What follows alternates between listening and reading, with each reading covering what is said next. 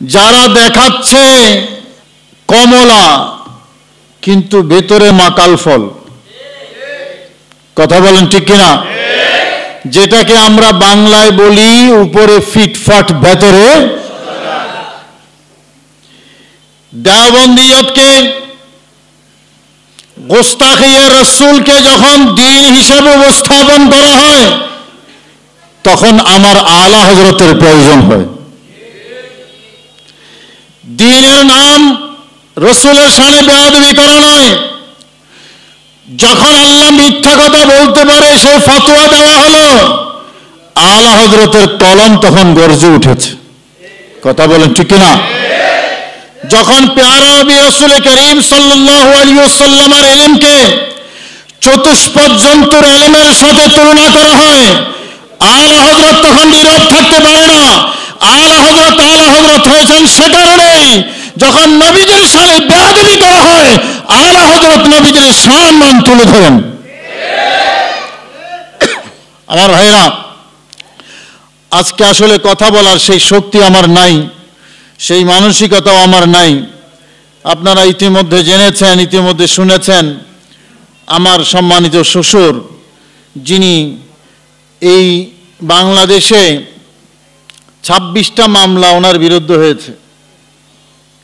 আমাদের এই মুফতি আইয়ুব আলী সাহেব, মুফতি মনির সাহেব সহ যারা বয়স্ক আছেন তারা জানেন, এত মামলা বাংলাদেশে কোনো সুন্নি আলেম খেয়েছেন কিনা আমার জানা নাই। 26টা মামলা আমার শ্বশুরের বিরুদ্ধে হয়েছিল। কোনো জায়গা জমিনের মামলা না, কিন্তু সব আহলে সুন্নাত ওয়াল জামাতের খেদমত করার কারণে ওয়াহাবিদের মামলা। টাকা নাই মামলা মোকাবেলা করার জন্য আমার শাশুড়ির ছুরি বিক্রি করেছে, গলার হার বিক্রি করে মামলা পরিচালনা করেছে। আজকে ওনার ইন্তেকাল হয়েছে। আজকে যে আমরা আপনাদেরকে তৈরি করা শ্রোতা পাচ্ছি এটা মূলত ওনাদের অবদান। কথা বলুন ঠিক না? আমার ভাইয়েরা, আমাদের গন্তব্য একটা, গন্তব্য হলো সোনার মদিনা। আল্লামা আজহারি, হাসান আজহারি আজিজে গেরামি, তিনি বলেছেন যে মাসলাকে আলা হযরত এটা নতুন ধর্মের নামও নয়, নতুন মাযহাবের নামও নয়, আহলে সুন্নাত ওয়াল জামাতের এন্টি কোনো জিনিসের নামও নয়। এটা হলো মদিনাওয়ালা কামলিওয়ালা নবীকে পাওয়ার রাস্তা। মাসলাকে আলা হযরত মানে ইশকে রাসূল, নবীর মহব্বত। কিভাবে নবীকে পাওয়া যায়, কিভাবে আল্লাহকে পাওয়া যায়, কিভাবে জান্নাত পাওয়া যায়, কিভাবে হেদায়েত পাওয়া যায়, কিভাবে ইসলাম পাওয়া যায়, কিভাবে মুসলমান হওয়া যায়, কিভাবে মঞ্জিলে মকসুদে পৌঁছা যায়, কিভাবে রেজায়ে ইলাহি পাওয়া যায়, সেই রাস্তার নাম মাসলাকে আলা হযরত।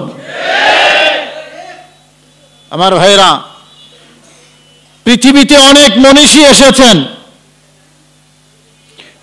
দেখুন, বাংলা দিয়ে আমি উদাহরণ দেই, বুঝার জন্য বলি। মীর মোশাররফ হোসেন অনেক বই লিখেছেন, একটা বইয়ের মাধ্যমে ওনার প্রসিদ্ধি বিষাদ সিন্ধু। কথা বলেন ঠিক কিনা? ফতোয়ায়ে শামি একটা কিতাব আছে, উলামায়ে কেরাম জানেন। আল্লামা ইবনে আবিদিন শামি, তিনি সিরিয়ার লোক ছিলেন। সারা পৃথিবীতে এই কিতাবটা প্রসিদ্ধ। এটা ফেকা ফতোয়ার কিতাব, লিখেছেন ইলমে ফেকায়। সারা পৃথিবীর মানুষ ওনাকে এই ফতোয়ায়ে শামির মাধ্যমে জানে। রেসালায়ে কোশাইরি একখানা কিতাব আছে, ইমাম আবুল কাসেম কোশাইরি রহমতুল্লাহ আলাইহি লিখেছেন। এটা ইলমে তাসাউফের কিতাব। সারা পৃথিবীর মানুষ ওনাকে রেসালায়ে কোশাইরিয়ার মাধ্যমে জানে। কথা বলেন ঠিক কিনা? এই রকম কেউ ইলমে তাসাউফি কিতাব লিখে প্রসিদ্ধি লাভ করেছেন, কেউ ফেকার কিতাব লিখে প্রসিদ্ধি লাভ করেছেন। নজিব মাহফুজ সাহিত্য রচনা করে প্রসিদ্ধি লাভ করেছেন। এক একজনে এক বা দুই বা তিন বিষয়ে ওনারা কিতাব লিখেছেন। ওর মাধ্যমে, এটার মাধ্যমে ওনারা প্রসিদ্ধি লাভ করেছেন।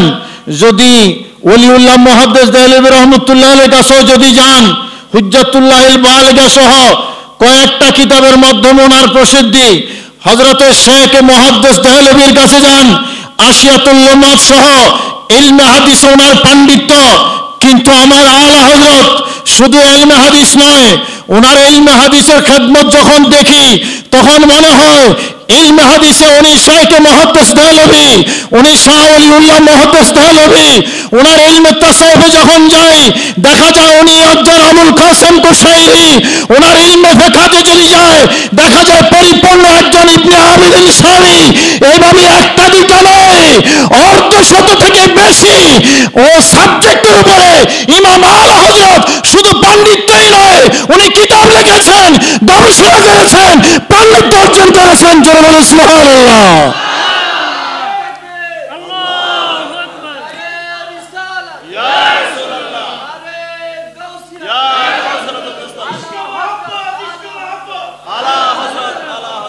সেই জন্য শুধু কাঞ্জুল ইমান দেখুন, পৃথিবীর মানুষ অনুবাদ দেখে আল্লাহ আপনাকে গোমরা পেয়েছেন, তারপরে পথ দেখিয়েছেন। এই তো অনুবাদ বাংলায়, উর্দুতে, ফার্সিতে অনুবাদ করেছে ওয়াজাদাকা দাল্লান ফাহাদা। আল্লাহ আপনাকে পথভ্রষ্ট পেয়েছেন, পথ হারা পেয়েছেন, গোমরা পেয়েছেন। নবী যদি গোমরা হয় হেদায়েত দেবে কে? কথা বুঝেন না আমার? কোরআনের অনুবাদে নবী গোমরা। মনোযোগ আছে আপনাদের? কোরআনের অনুবাদে নবী গোমরা, অথচ আল্লাহ বলেছেন ওয়া ইন্নাকা আলা সিরাতিম মুস্তাকিম, আপনি হেদায়েতের উপরে। শুধু তাই নয়, ওয়া ইন্নাকা লা তাহদি ইলা, আল্লাহ বলেছেন আপনি হেদায়েত দেবেন, আপনি হেদায়েত দেবেন, আপনি হেদায়েতের উপর আছেন। যেই কোরআন সাক্ষ্য দিচ্ছে আপনি হেদায়েতের উপর আছেন, আপনি হেদায়েত দাতা। সেই কোরআনের অনুবাদ করে মৌলভী যখন খোদ দয়াল নবীকে গোমরা বলে, পথভ্রষ্ট বলে, তখনই তো আলা হযরতের প্রয়োজন হয়। কথা বলেন ঠিক না? আমার আলা হযরত বলেছেন না, আমার নবী গোমরা হয় নাই। আয়াত এই নয় যে আল্লাহ আপনাকে পথভ্রষ্ট পেয়েছেন, আয়াত এই আল্লাহ আপনাকে আল্লাহর প্রেমে বিভোর পেয়েছেন। এই হলো আলা হযরত। কেন আলা হযরতের কনফারেন্স করতে হয়? হেদায়েতের জন্য, ঈমান বাঁচাবার জন্য। যদি অনুবাদ করা হয় আপনি পথভ্রষ্ট, তাহলে তো ঈমানই থাকে না। আরে দয়াল নবী যদি গোমরা হয় তাহলে হেদায়েত পাবে কে? কথা বলেন ঠিক না? আমার আলা হযরত আমাদের চোখ খুলে দিয়েছেন, ওয়াজাদাকা দাল্লান ফাহাদা। না, নবী গোমরা নয়, আল্লাহর প্রেমে এত বিভোর, আল্লাহর প্রেমে এত ফেরিফতা। আল্লাহ পাক রব্বুল আলামিন দেখেছেন আমার দয়াল নবী আল্লাহর প্রেমে বিভোর, বলেছেন ইয়া রাসূলুল্লাহ শুধু আমাকে নয় আপনার গুনাহগার উম্মতকে দেখুন। ওয়াজাদাকা দাল্লান ফাহাদা। একটা উদাহরণ দিলাম মাত্র। আমার ভাইরা, মুফতি আলী আকবর সাহেব বলেছেন যে আলা হযরতের ফতোয়া রেজবিয়ার মধ্যে আমি গুনাহগার খুব ক্ষুদ্র জানি, খুব সামান্য জানি। আপনার এমন অনেক ফতোয়া, এমন অনেক গবেষণা আমি অন্য ফতোয়ার কিতাবে পাই নাই যেটা ফতোয়া রেজবিয়াতে আছে। ফতোয়া রেজবিয়াতে আমি পেয়েছি, অন্য কিতাবের মধ্যে পাই নাই। এরকম বহু মাসআলা আছে, বহু ফতোয়া আছে। ডক্টর ইকবাল এমনি ওনাকে আবু হানিফা সানি বলেন নাই, এমনি বলেন নাই। তো আমার ভাইরা, সেই আলা হযরত আমরা আলেম ওলামাদের জানি, সারা পৃথিবীতে লক্ষ লক্ষ আলেম ওলামা এসেছে।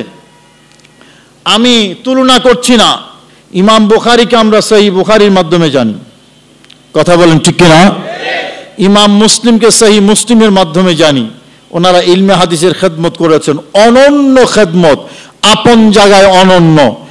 আলা হযরতের সাথে তুলনা করছি না, কিন্তু আমার আলা হযরতের কাছে আপনি হাদিসও পাবেন, আপনি ফিকহও পাবেন, আপনি শরীয়তও পাবেন, আপনি তাসাউফও পাবেন, সাথে সাথে বিজ্ঞানও পাবেন। জোরে বলুন না সুবহানাল্লাহ। কেমন বিজ্ঞান? সাধারণ বিজ্ঞান নয় আমার ভাইরা। এই যে একটা কিতাবের নাম বলেছেন জমিন সাকিন হ্যায়, আমি বহুবার পড়েছি এটা, কিন্তু এখনো পর্যন্ত আমি এটার 50% বুঝি নাই।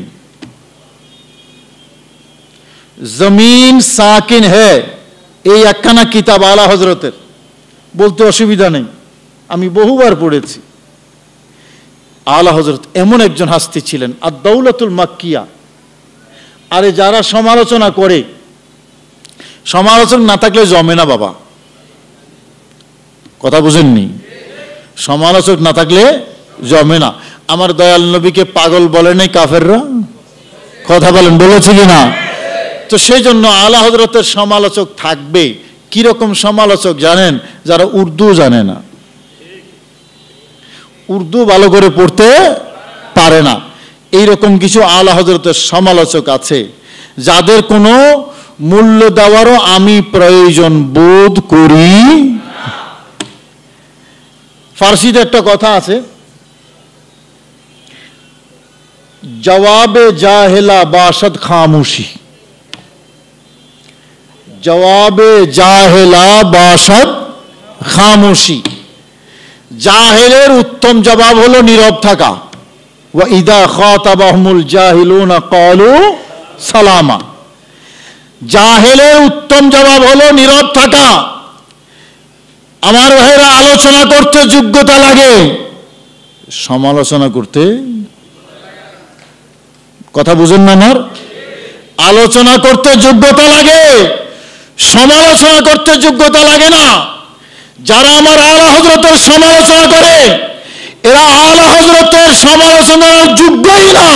যারা উর্দুই পড়তে পারে না, কি সমালোচনা আলা হযরতের করবে, যিনি একটা কবিতার মধ্যে 4টা ভাষা ঢুকিয়েছেন? কথা বলেন ঠিক না? 4 ভাষায় কবিতা লিখেছেন, আরবি, উর্দু, হিন্দি, ফার্সি। লাম ইয়াতি নাযীরুকা ফি নজরিন। এই কবিতার মধ্যে ভাষা কয়টা? 4টা। 4 ভাষায় একটা কবিতার মধ্যে।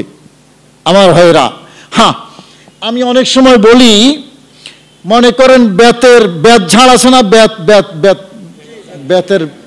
বেতের বন, বেত ঝাড়, ওর ভিতরে মৌমাছির বাসা আছে, হয় না? মৌমাছি। এখন মৌমাছি কিন্তু সাধারণত বোঁবো করে বের হয় না। আপনি যখন একটা ঢিল মারলেন, ওই ঢিলটা যদি মৌচাকের মধ্যে গিয়ে পড়ে, তখন চারদিকে বোঁবো করে বের হয় না? কথা বলেন। বোঁবো মানে সে তার ভাষায় প্রতিবাদ করতেছে, আমার গায়ে লাগছে, আমার মৌচাকের মধ্যে লাগছে, তুমি মারলা কেন?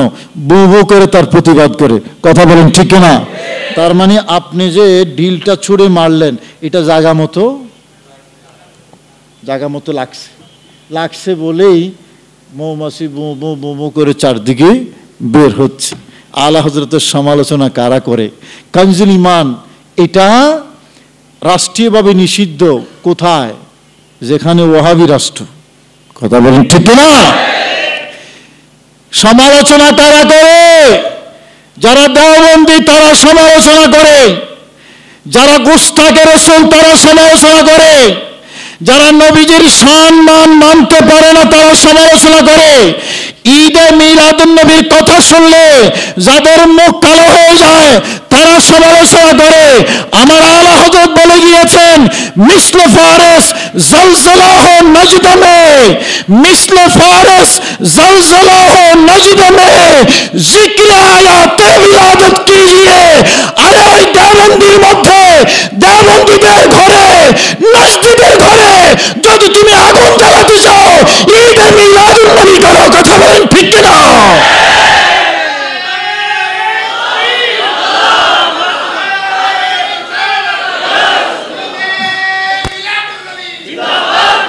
কারা আলা হযরতের সমালোচনা করে? যারা রাসূলের দুশমন। কথা বলেন ঠিক কিনা?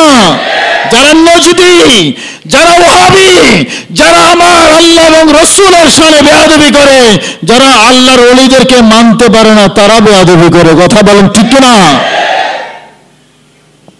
হ্যাঁ, ওই যে হাসান আজহারি বলেছে, খৌফুন না রাখ রাজা जरा तू तो है अब्द मुस्तफा तेरे लिए अमान है तेरे लिए अमान है। आला हजरत तखनो आला हजरत एखोनो आला हजरत থাকবেনও। কথা কোন ঠিক কিনা? আর তারা যারা ঈদে মিলাদুন নবীর বিরোধিতা করেছে, লাল দালানের ভিতরে এখন আছে না? কথা বলেন আছে না? এই কিছুদিন আগে ইয়া রাসূলুল্লাহকে নারায়ে রিসালাতকে ফালতু স্লোগান বলছে। এই মৌলবীর অবস্থা কি এখন?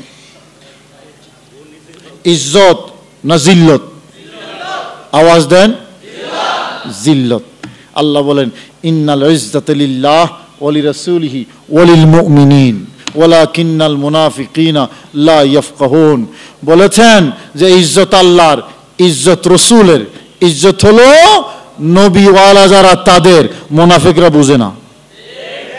মুনাফিকরা বুঝে না। আমার ভাইরা, এরা বেজ্জত হবে। শুধু আহসান গ্রুপ নয়, সামনে আরো বহু খেলা আছে। খেলা এখনো শেষ হয় নাই, আরো বহু খেলা আছে। মনে রাখবেন, রাসূলের গোলাম যারা দুনিয়ায় গোলামি করে, কিন্তু দুজাহানের বাদশা, দুজাহানের বাদশা। সেই জন্য আলা হযরতের চর্চা যত বেশি হবে, আশিক রাসূল তত বেশি বাড়বে, ঈমানদারের সংখ্যা তত বেশি বাড়বে। আমরা আলা হযরতের চর্চা হোক, চাই কি চাই না? আওয়াজ দেন, চাই কি চাই না? আমি একটু বেশি বলে ফেললাম, বলার জন্য না। আপনারা ওনারা বলবেন, আপনারা শুনবেন। এই আমার কাজে হলো এরকম আসন সাজানো। আগামী 5 তারিখ বলার একটা আসন আমি বলবো না, বলনেওয়ালা যারা তারা বলবেন। যাবেননি আপনারা? কারা কারা যাবেন না হাত তোলেন। কি কইলাম? কারা কারা যাবেন না হাত তুলবেন নাকি? যাবেন তো? আর ঢাকার প্রোগ্রাম ইদানিং কি ছোট হয় না বড় হয়? দেখছেন তো, এই সর্বশেষ যে প্রোগ্রামটা আমরা করেছি এই ফিলিস্তিনের ইস্যুতে, হ্যাঁ, আমাদের মাওলানা হাসান আজহারিও ছিল। ঢাকার মধ্যে বিগেস্ট প্রোগ্রাম। আহলে সুন্নাত ওয়াল জামাতের এত প্রোগ্রাম হয় নাই, এত বড় প্রোগ্রাম হয় নাই। তো এই মানুষ বেশি হলে ভালো লাগে না খারাপ? ইনশাল্লাহ আরো বড় হোক। আপনারা চান কি না? আমরা চাই ঢাকার মধ্যে বড় প্রোগ্রাম হবে ইনশাল্লাহ।